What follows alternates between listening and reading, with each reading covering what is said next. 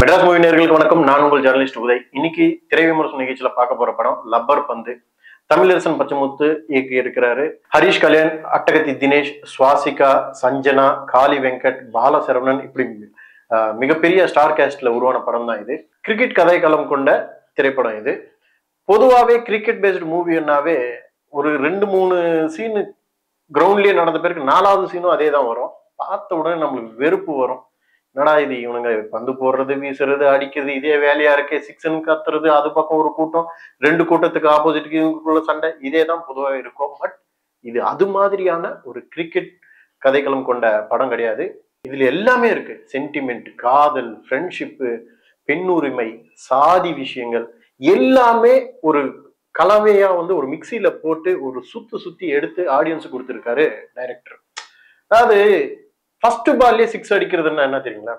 படம் start first Seenu, ஒரு பஸ்ல எல்லாருமே போயிட்டு இருப்பாங்க. கிராமத்துல பஸ்ல எல்லாமே பொதுவாகவே பாட்டெல்லாம் போயிட்டு இருக்கும். அதே மாதிரிதான் ராசிதான் கை ராசிதான் ஒரு பாட்டு போயிட்டே இருக்கும். அதுல ஒரு பெரியவர் அந்த பாட்டு கேட்டுட்டு, ஆஹா என்னதான் இருந்தாலும் இளையராஜா தான்ப்பா அப்படின்னு சொல்லுவாரு. பின்னாடி ஒரு பையனே, ஓ இளையராஜா கிடையாது, அது தேவா பாட்டு அப்படின்னு சற்று எல்லாருக்குமே சிரிப்பு அப்படியே அள்ளி கொட்டும். அதுதான் ஃபர்ஸ்ட் பால்லே அடிச்ச 6. இந்த சீனை பார்த்த உடனே சூப்பர்ப்பா, செம்மையான ஒரு படத்துல தான் உக்காந்துட்டு இருக்கோம் அப்படின்ற உணர்வை நம்மளுக்கு இயக்குனர் கொண்டு வந்து வச்சுட்டாரு. அட்டகத்தி தினேஷ் யாருன்னு பாத்தீங்கன்னா, அவரு ஒரு மிகப்பெரிய cricket player cum painter, artist. So அவர் கெத்து அப்படி ஒரு நேம்ல தான் அவர் கிரவுண்ட்ல இறங்குவாரு. இறங்கும் போதே விஜயகாந்த் பாட்டோட தான் என்ட்ரி ஆவாரு. விஜயகாந்தோட மிகப்பெரிய தீவிர ரசிகரை இந்த படத்துல காமிச்சிருக்காங்க அவரை. நம்ம ஃபர்ஸ்ட் பால் மட்டும் சாமிக்கு விட்டுட்டு மத்த எல்லா பாலும் கிரவுண்டுக்கு அப்பாறதான் அடிச்சு நம்ம பாட்டையை கழுப்பி இருப்பாரு. அதுவும் ரசிக்கும்படியா தான் இருக்கும். கெத்துக்கு ஏத்த மாதிரிதான் அவரும் பிளேயிங் இருந்தது. அந்த கிரிக்கெட் ஆக்ஷன் எல்லாம் மனுஷன் சூப்பரா தான் பண்ணியிருக்காரு. அதுக்கு அடுத்து பாத்தீங்கன்னா ஹரிஷ் கல்யாண், அவரும் கிரிக்கெட் பிளேயர் தான். அவர் ஒரு நல்ல பவுலர், கேப்பபிளான ஒரு பவுலர். எப்படியாப்பட்ட பேட்ஸ்மேனா இருந்தாலும் அவுட் விக்கெட் எடுக்கிற மாதிரி ஒரு பவுலர். அவரும் எல்லா டீம்லயும் விளையாட்டு இருப்பாரு. அவர் ஒரு கெஸ்ட் பிளேயராவே பல டீம்ல எல்லாம் விளையாடிட்டு இருப்பாங்க. இவங்க 2 பேரும் முட்டி மோதுற ஒரு சீன் வரும். இந்த நடுவுல பிட்வீன் கேப்ல பாத்தீங்கன்னா அட்டகத்தி தினேஷோட மகள் தான் ஹரிஷ் கல்யாண் லவ் பண்ணுவாரு, சஞ்சனா. இவங்க 2 பேருக்கு உள்ள காதல் மலரும். யாரு இந்த சஞ்சனான்னு தெரியாமே மோதிட்டு இருப்பாரு அட்டகத்தி தினேஷோட ஹரிஷ் கல்யாண். இதுல முக்கியமான கேரக்டர் யாருன்னு பாத்தீங்கன்னா சுவாசிகா. அவங்க அட்டகத்தி தினேஷ்க்கு பேரா பண்ணியிருக்காங்க. தரமான ஒரு ஆக்டிங், அதுல டவுட்டே கிடையாது.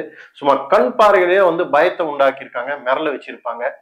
அதாவது ரக்கடான ஒரு வைஃப். அட்டகத்திக்கு பேரன்னு பாத்தீங்கன்னா சூப்பரா செட் ஆயிருக்காங்க. எங்க ஆக்சுவலி அவங்க மலையாள நடிகை. அவங்க தேர்ந்தெடுத்து அந்த கேரக்டருக்காக சூட்டபிளா செலக்ட் பண்ணியிருக்காங்க. அது பாராட்டக்கூடிய ஒரு விஷயம். அதாவது இவரு கிரிக்கெட் ஆடுறது அந்த அம்மாவுக்கு விருப்பம் இருக்காது. அவங்க சொல்ற விஷயம் என்னன்னா, ஊருக்கு நல்லவனா இருக்கிறவன் வீட்டுக்கு நல்லபடியா இருக்க மாட்டான்றதுதான் அந்த அம்மாவுடைய கருத்து. அதனாலதான் வீட்டுக்கு நல்லது செய்யற ஒரு மாப்பிள்ளையா தேர்ந்தெடுக்கலான்னு தான் பொண்ணுக்காக பார்த்துட்டு இருப்பாங்க. பட் பை பேட் லக் என்னன்னா, வீட்டுக்கு வரப்போற மருமகன் கூட ஒரு கிரிக்கெட்டரா இருப்பாங்க. அது அந்த அம்மாவுக்கும் பிடிக்காது. அட்டகத்தி தினேஷுக்கு ஒரு ஆப்போனன்ட் பர்சனா தான் ஹரிஷ் கல்யாண் மாறுவாரு. இன்ட்ரோல் பிளாக்ல இவங்க 2 பேரும் முட்டி மோதிக்கிற ஒரு பிரச்சனை சூப்பர் சென்டிமெண்டா என்ன ஆக போகும், அடுத்து என்ன நடக்க போகுதுன்ற ஒரு சுவாரஸ்யத்தை உண்டாக்கிட்டு இன்ட்ரோல் பிரேக் கொடுத்திருக்காரு டைரக்டர். இன்ட்ரோலுக்கு அப்புறம் தான் முக்கியமான விஷயங்கள் எல்லாமே தொட்டு டச் பண்ணியிருக்காரு இயக்குனர். என்னன்னா, அது சாதி பிரச்சனைய பேசுறேன் அப்படின்னு சொல்லி சில இயக்குனர்கள் டைரக்டாவே அட்டாக் பண்ணிட்டு ஊ அப்படின்னு ஒரு பெரிய பஞ்சாயத்தே பண்ணிட்டு இருக்காங்க. அது மாதிரியான இயக்குனர்கள் நடுவுல இந்த சாதி பிரச்சனைய செட்டில்டா சாலிடா சொல்லியிருப்பாரு.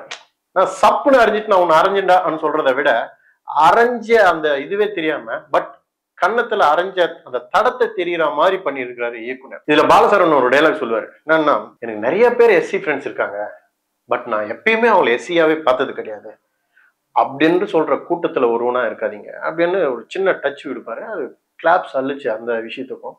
ஸோ பொதுவாகவே தான் அது எங்கேயுமே மிகைப்படுத்தி பேசுற மாதிரியோ ரொம்ப ஓவரா சொல்ற மாதிரியோ எல்லாம் இருக்காது. செட்டில்டா இருக்கும். அது மட்டுமே இல்ல, மாட்டு இறைச்சி பத்தியும் பேசியிருப்பாரு. அட்டகத்தி தினேஷ் சொல்லுவாரு, அவளுக்காக தான்டா இந்த கறியை சாப்பிட ஆரம்பிச்சான்னு சொல்லும் போது கூட அது அக்செப்ட் பண்ற மாதிரியே தான் இருக்கும். மாட்டு கறின்ற விஷயத்தையே அப்படியே எடுத்து திணிக்கிற மாதிரி இருக்காது. சாலிடா அவ்வளோ போற போக்குல சொல்லியிருப்பாரு. அக்செப்ட் பண்ணுவாங்க. எல்லா ஆடியன்ஸும், எல்லா வகையான ஆடியன்ஸும் வந்து அக்செப்ட் பண்ணுவாங்க. அது மட்டுமே இல்லாம வந்து ஒரு 40 வயசு தாண்டின அட்டகத்தி தினேஷ், அதாவது கல்யாணத்துக்கு ரெடி ஆகுற மக வந்து இருக்கிற வீட்டுல. பட் அந்த வைஃப் மேல இருக்கிற பாசத்தை சூப்பரா அழகா காட்டியிருப்பாரு. 40 பிளஸ் ஏஜ்ல வைஃப காதலிக்கிற சீன் எல்லாம் வந்து எல்லாமே டாப் நாச்சா இருக்கும். அந்த அளவுக்கு பண்ணியிருப்பாப்ல. அட்டகத்தி தினேஷுக்கும் சுவாசிகாவுக்கும் இருக்கிற அந்த சீன்ஸ் எல்லாம் வந்து ஹைலைட்னு சொல்லலாம் படத்துல. அதே மாதிரி ஹரிஷ் கல்யாணுக்கும் சஞ்சனாவுக்கும் இருக்கிற சீன், லவ் சீன்ஸா இருக்கட்டும், எதுவா இருந்தாலும் சூப்பரா ஒர்க் அவுட் ஆயிருக்கும். ஸோ இது மாதிரியான ஒரு 2 காதல் ஜோடிகளையும் காமிச்சிருக்காங்க. 40 பிளஸ் கூட காதல் ஜோடியானா இந்த படத்துல 100% காதல் ஜோடின்னு சொல்லிதான் ஆகணும். ஏன்னா முதல் மரியாதைக்கு அப்புறம் அந்த அளவுக்கான ஒரு லவ் ஃபீல கொண்டு வந்த படம் அது. அந்த அந்த ஏஜ் ரேஷியோல. இது மட்டுமே இல்லாம வந்து சாதி பத்தி நிறைய விஷயங்கள் பேசியிருக்காரு. ஒரு கிரிக்கெட் டீம் இருக்கும், யாராவது சப்ஸ்டியூட் தேவையோ, இல்ல ஒரு 2 பேர் கம்மியா இருக்கும் போது வேற ஒரு டீம்ல இருந்து எடுத்துப்போம். அதே வந்து வேற சாதிக்காரனா இருந்தா, அதுவும் தாழ்ந்தப்பட்ட சாதியா இருந்தாக்கா அந்த பசங்களை எடுக்காம இருக்கிறது, இதெல்லாம் பண்றது நிறைய இடத்துல பார்த்திருப்போம். அந்த விஷயத்த வந்து சூப்பரா சொல்லியிருப்பாரு. கடைசியிலேயே அந்த டிஎஸ்கே சதீஷ் வந்து என் டீம்ல இந்த பசங்க இருந்தாதான் நான் நல்லா இருக்கும் அப்படி உணர வைக்கிற மாதிரி ஆடியன்ஸ்க்கு கன்வே பண்ணியிருப்பாரு. அதெல்லாம் வந்து ஹைலைட்டான சீனா சொல்லலாம். இது மட்டுமே இல்ல, இதுதானே சொல்றாரு இயக்குனர் அப்படின்னா, ஹைலைட்டா வந்து பெண் உரிமை பத்தியும் பேசியிருக்காப்ல. இது எல்லாமே வந்து படத்துல ஒவ்வொரு சீனும் ஹைலைட்டா தான் இருக்கும். ஒட்டுமொத்தமா படத்தை பார்த்தா எல்லா சீனும் சூப்பர்பா இருக்கும். ஜெராக்ஸ் ஷாப்ல வந்து பாலசரவணனுக்கும் காளி வெங்கட்டுக்கும் நடக்கிற அந்த சீன் வந்து எல்லாரையுமே சிந்திக்க வைக்கும். அற்புதமான ஒரு சீன். ஒரு ஜெராக்ஸ் ஷாப்ல இது மாதிரியான ஒரு சீன் எடுக்கலாம்னு சொன்ன டைரக்டருக்கு ஹேட்ஸ் ஆஃப் தலைவா.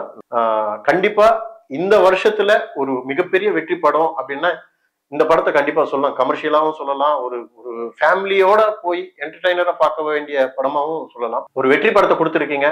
அடுத்த படமும் வெற்றி அடைய என்னுடைய வாழ்த்துக்கள். மற்றொரு ரிவ்யூல பார்ப்போம். நன்றி, வணக்கம்.